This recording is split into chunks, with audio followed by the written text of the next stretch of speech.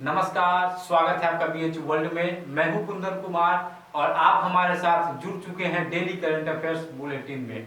आज है नवंबर का आखिरी दिन यानी कि 30 नवंबर, और 30 नवंबर से जो महत्वपूर्ण प्रश्न आपके लिए हो सकते थे, आपके करंट अफेयर के पॉइंट ऑफ व्यू से महत्वपूर्ण हो सकते थे, वह खोज कर हम आपके लिए लेकर आए हैं।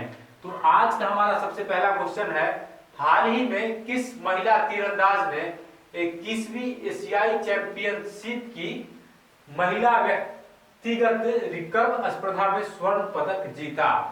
आपको कुछ दिन पहले हम बताए थे कि कोलकाता में एशियाई तीरंदाज चैंपियनशिप हो रहा है, तो उसी में दीपिका कुमारी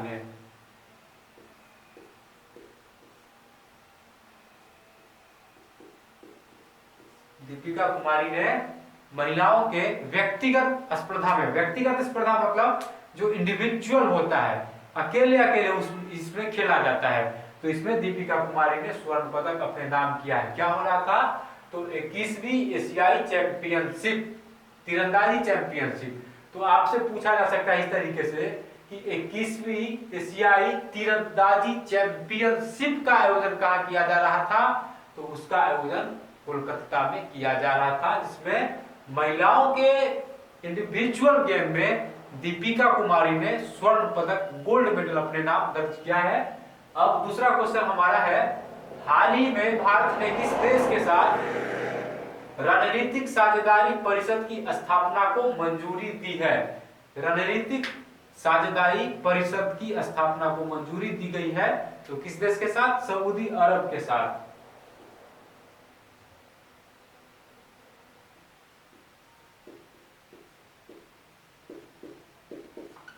नेक्स्ट क्वेश्चन हमारा है, हाल ही में अरुणाचल प्रदेश में सांप की एक नई प्रजाति की खोज की गई है, ठीक? तो उस सांप की जो नई प्रजाति खोजी गई है, उसका नाम क्या रखा गया है? तो उसका नाम रखा गया है ट्रैकिसियम आप्टे।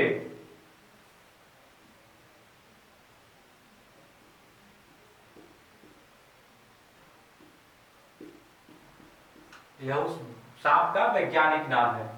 अगला क्वेश्चन हमारा है, मानव तस्करी रोकने, पीड़ितों को छुड़ाने और उन्हें स्वदेश भेजने हेतु भारत ने किस देश के साथ द्विपक्षीय सहयोग समझौता को मंजूरी दी है? तो इसका जवाब होगा म्यांमार। म्यांमार में क्या है कि वहां से बहुतायत मात्रा में मानव तस्करी हो रही है, तो वैसे लोगों को भारत से छुड़ाकर उसको स्वदेश भेजने की योजना है। हाल ही में आपने एक जनजाति का नाम सुना होगा, एक प्रजाति का नाम सुना होगा, जो रोहिंग्या के नाम से जानी जाती है। रोहिंग्या का जो मामला है वह बहुत बड़ा इशू बन गया था भारत और बांग्लादेश जैसे देशों के लिए। तो भारत ने म्यांमार के साथ इस तरीके के जो समझौता है उसको मंजूरी दी है। अगला क्वेश्चन हमारा है, हाल ही में महाराष्ट्र के 19वें मुख्यमंत्री के पद की शपथ किसने ली? तो ये इसका आंसर होगा उद्धव ठाकरे। बाला ठाकरे के बेटे हैं और ये बनेंगे महाराष्ट्र के 19वें मुख्यमंत्री। इससे पहले देवेंद्र फडणवीस मुख्यमंत्री थे 5 साल पहले, फिर से दोबारा उन्होंने एक बार मुख्यमंत्री पद की शपथ ली, और कितने दिनों के बाद उन्होंने त्याग पत्र दे दिया? तो 4 दिनों के बाद उन्होंने अपने पद से त्याग पत्र दे दिया था, बहुमत साबित नहीं करने की वजह से। और अब बने हैं उद्धव ठाकरे।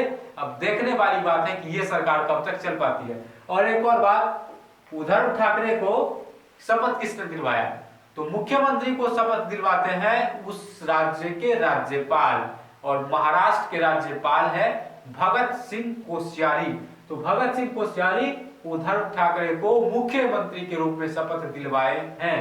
अगला क्वेश्चन हमारा है, हाल ही में भारतीय सेना ने किस मिसाइल का सफल परीक्षण किया है? तो इसका नाम है spike anti tank guided missile.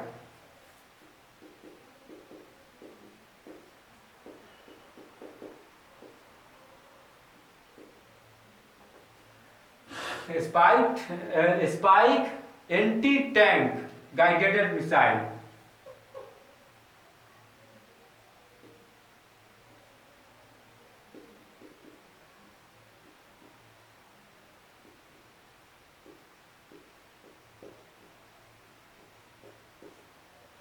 अगला क्वेश्चन हमारा है ग्लोबल माइग्रेशन रिपोर्ट। यह जो ग्लोबल माइग्रेशन रिपोर्ट है यह प्रवासियों की संख्या पर आधारित है।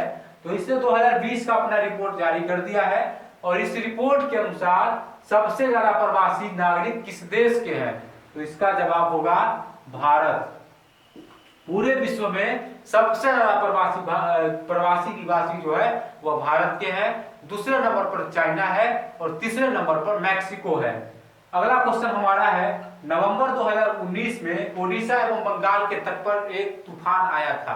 तो उस तूफान का नाम बताना है। तो उस तूफान का नाम है बुलबुल और यह बुलबुल तूफान जो है यह नवंबर 2019 में आया था और कहां कहां आया था? उड़ीसा और बंगाल के तट पर आया था। इसके अलावा इसका प्रभाव बांग्लादेश में भी देखने को मिला था।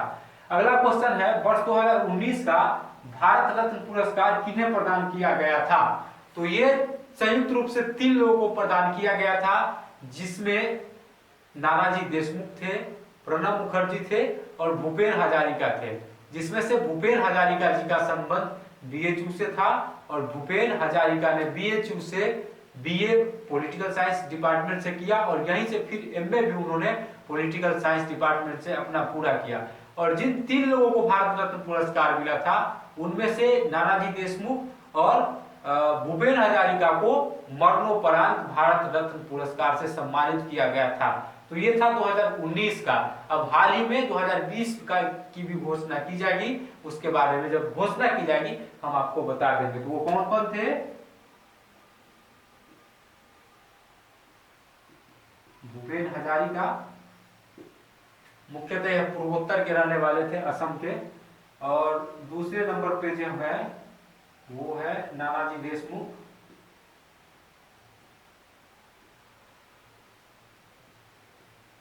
और तीसरे नंबर पर प्रणब मुखर्जी।